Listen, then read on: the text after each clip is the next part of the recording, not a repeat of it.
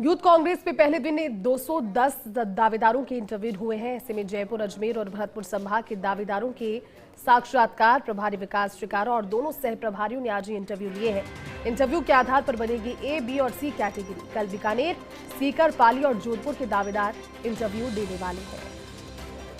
तो यूथ कांग्रेस में पहले दिन 210 दावेदारों के इंटरव्यू हुए हैं। आज जयपुर, अजमेर और भरतपुर संभाग के जो दावेदार हैं उनके साक्षात्कार हुए हैं। प्रभारी विकास शिकारा और दोनों सह प्रभारियों ने ये 210 इंटरव्यूज आज लिए और इन्हीं इंटरव्यू के आधार पर, इन्हीं इंटरव्यूज के बैंक के आधार पर ए, बी और सी कैटेगरीज बनाई जाएगी। अब कल इसी कड़ी में बीकानेर, सीकर और पाली, जोधपुर के दावेदार इंटरव्यू देने वाले हैं।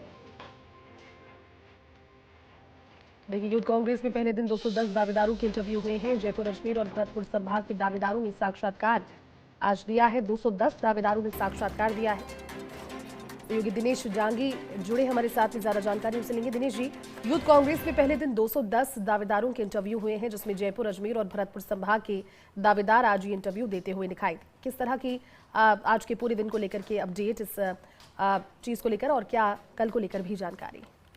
जी देखिए, कुछ दिन पहले ही गुटबाजी और अनुशासनहीनता के चलते पूरी यूथ कांग्रेस की प्रदेश कार्यकारिणी उसको भंग कर दिया गया था और उसके तुरंत बाद ये तय हुआ कि अब मेहनती और जो संगठन के प्रति निष्ठा रखते हैं उनका इंटरव्यू के जरिए सिलेक्शन होगा। तो आज इंटरव्यू का जो प्रोसीजर है वो शुरू हुआ। दोपहर 12 बजे से लेकर शाम तक पीसीसी के अंदर जो मेन प्रभारी है विकास शिकारा और दोनों सह प्रभारी, उन्होंने ये इंटरव्यू लिए। तो जयपुर, अजमेर और भरतपुर 3 संभाग के जो दावेदार हैं उन्होंने आज इंटरव्यू दिए और काफी कह सकते हैं कि वहाँ गहमागहमी भी रही। करीब 210 दावेदारों ने एक ही दिन में इंटरव्यू दिए और कल भी इंटरव्यू का दौर जारी रहेगा और 25 जनवरी तक यानी 3 दिन लगातार ये इंटरव्यू चलेंगे और 25 जनवरी के बाद ए, बी और सी 3 कैटेगरी बनाई गई है। एक ऐप के जरिए भी संगठन की गतिविधियां संचालित होती है, उसमें किसकी बेहतर परफॉर्मेंस होगी।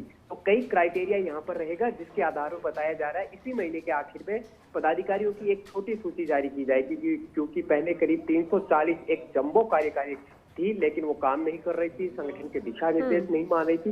तो अब सामने आ रहा है कि करीब 25 से 40 पहले पदाधिकारियों की सूची जारी की जाएगी, फिर एक लंबा गैप उसमें रखा जाएगा ताकि दूसरे उस कार्यकारिणी में आने के लिए लालायित दिखे, उनमें जो है महत्वाकांक्षा दिखे। यानी काम के आधार और मेरिट और मेहनत के परफॉर्मेंस के आधार पर इस बार पदाधिकारियों का चयन होगा, क्योंकि यूथ कांग्रेस राजस्थान की वो 3 दलों में बंटी हुई है, प्रदेश अध्यक्ष और 2 कार्यकारी प्रदेश अध्यक्ष, जिसके चलते बिल्कुल यहाँ तक कि वो पार्टी के बड़े नेताओं की बैठक में नहीं आ रहे थे। और पिछले दिनों जब राष्ट्रीय प्रभारी है मनीष शर्मा, वो आए और उन्होंने सख्त निर्देश दिए, उन्हें शिकायत मिली और दिल्ली पहुंचते ही पूरी कार्यकारिणी को एक झटके में उन्होंने 3 से 25 पदाधिकारियों को पूर्व पदाधिकारी यहाँ पर बना दिया। तो अब संगठन को खड़ा करने के लिए ये कवायद यहाँ पर शुरू की जा रही है और इंटरव्यू के जरिए ये दर्शाने की कोशिश की जा रही है कि कोई भाई भतीजावाद सिफारिश इस बात नियुक्तियों में यहाँ पर नहीं चलेगा।